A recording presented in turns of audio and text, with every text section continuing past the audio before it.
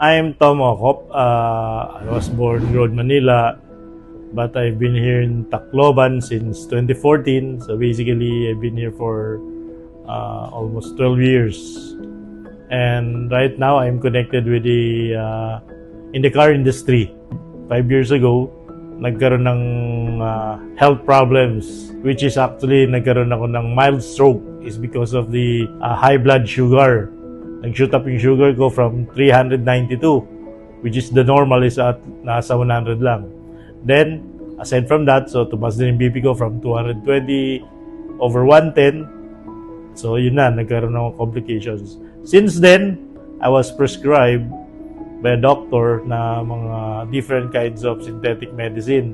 That's around 7 different medicines. Nahirapan ako sa pag-recover ng health ko, the mere fact, while taking medicines for the past 5 years, napansin ko yung energy level talaga nag-drop down. Until such time, nagkaroon ako ng communication, reconnection with this person. So, na-introduce sa akin yung product ng The Alpha, which is the breakthrough and the immortality. Since then, after taking for almost a month, dahan-dahan ko nang natatanggal yung mga medicines.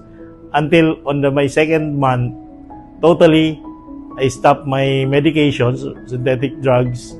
I'm taking full with the immortality and breakthrough, which is the triple stem cells. And I can sleep well because last year, nagkaroon ako ng experience na depression and anxiety. Again, this product that I took for the past 2 months, it really helps me a lot in my case. Kasi before, yung hindi pa ako nakaka-take ng triple stem cell and immortality, pag hindi ako nakaka-take ng mga medicines, nahihilo ako, especially pag naka-skip ako ng meal.